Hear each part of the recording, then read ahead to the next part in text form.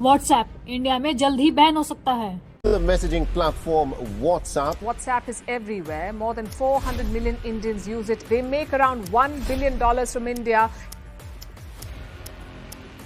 WhatsApp is threatening to exit India. 24 अप्रैल 2024 को WhatsApp ने Delhi high court में ओपनली ये धमकी दे दी है कि आईटी रूल 2021 क्लॉज 4 से व्हाट्सएप बिल्कुल भी सहमत नहीं है, क्योंकि ये तानाशाही को इंडिया में ला रहा है और इंडियंस की राइट टू प्राइवेसी को खत्म कर देगा।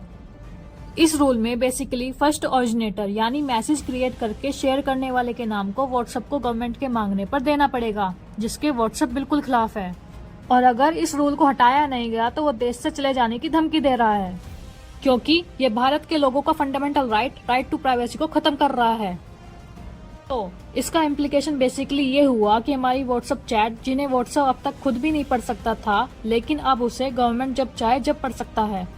जैसे थाईलैंड में होता है, जहां पर एक आदमी को रॉयल फैमिली की इंसल्ट करने वाला सोशल मीडिया पोस्ट शेयर करने के लिए 50 सालों की सजा मिली है। सिर्फ एक अपोजिंग पोस्ट के लिए 50 सालों की सजा। चाइना में भी ऐसा ही हुआ। वहां पर एक कंस्ट्रक्टर सुपरवाइजर को सिर्फ इस बात के लिए 5 दिनों की जेल हुई कि उसने अपने दोस्तों के प्राइवेट चैट ग्रुप में चाइना के टॉप गवर्नमेंट ऑफिसर और एक सेलिब्रिटी के अफेयर होने के लेकर एक मीम भेजा था। तो क्या मतलब, अब हमारी गवर्नमेंट भी हमारी सारी बातों को मॉनिटर करेगी और उनके खिलाफ अगर हम कुछ भी बोलते हैं तो हम पर भी एक्शन लिया जाएगा। और अगर ये सच है तो व्हाट्सएप सही कह रहा है कि हमारी राइट टू प्राइवेसी वाकई में हैम्पर हो जाएगी। क्या इस लॉ की वजह से व्हाट्सएप सच में इंडिया से चला जाएगा? और तुम्हें नहीं लगता कि हमें यूके जैसे देशों की गलती से सीखना नहीं चाहिए? पिछले साल यूके में भी ऐसा ही हुआ था, लेकिन बाद में उन्होंने इसे रिपील कर दिया, क्योंकि इस लॉ से लोगों की प्राइवेसी वाकई में वॉयलेट हो रही थी। तो हमारी गवर्नमेंट को क्यों ये लॉ सही लग रहा है और वो इसे इम्पोज करना ही चाहती है?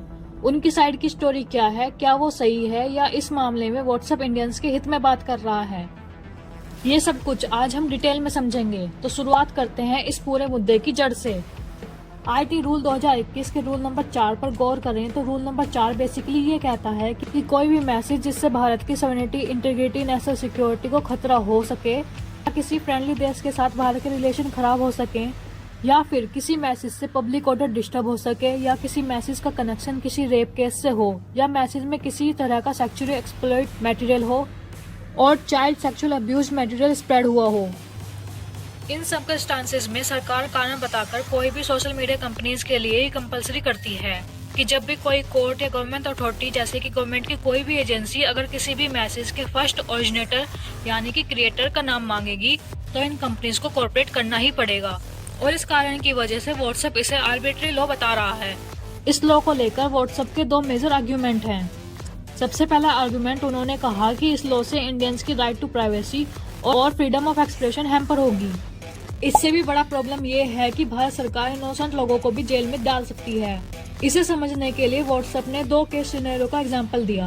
पहला एग्जांपल है कि एरिया एक्स एक राइट प्रोन एरिया है और पर्सन ए अपने क्लोज कॉन्टैक्ट बी जो इस एरिया में जाने वाला है उसे बताया कि जाते वक्त वहाँ चाकू और पत्थर लेके जाना, क्योंकि वहाँ पर राइट्स हो रहे हैं। पर इसके बाद पर्सन बी ने भी आउट ऑफ कंसर्न अपने क्लोज कॉन्टैक्ट सी तक ये बात पहुँचाई और देखते ही देखते ये सेफ्टी वार्निंग मल्टीपल्स बार स्प्रेड होने लगी। केस में पर्सन ए को इस इंफॉर्मेशन का फर्स्ट ओरिजिनेटर कंसिडर किया जाएगा और उसे जेल हो जाएगी।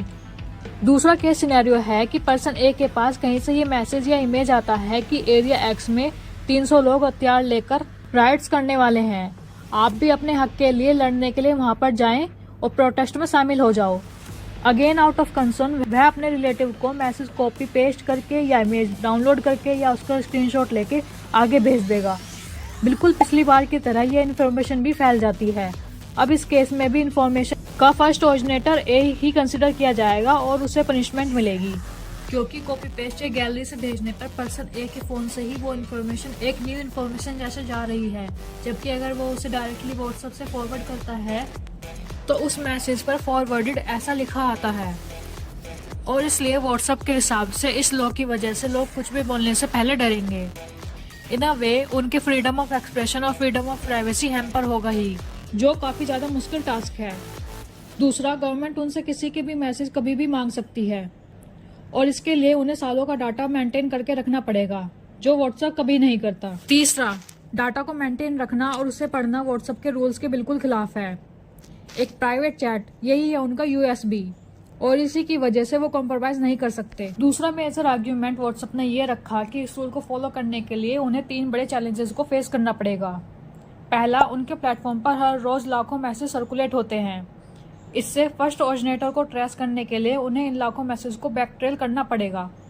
अब व्हाट्सएप के आर्ग्यूमेंट उसकी सिचुएशन को कंसिडर करें तो ये काफी जायज है, मगर किसी एक साइड को सुनकर डिसीजन नहीं लेना चाहिए। हमें दूसरी साइड के पर्सपेक्टिव को भी देखना चाहिए। इसलिए अब गवर्नमेंट के पॉइंट ऑफ व्यू को समझना हमारे लिए इतना ही इम्पोर्टेंट हो जाता है, और गवर्नमेंट के पॉइंट ऑफ व्यू को हम नेक्स्ट वीडियो में समझेंगे। तब तक के लिए इस वीडियो को लाइक कीजिए और शेयर कीजिए।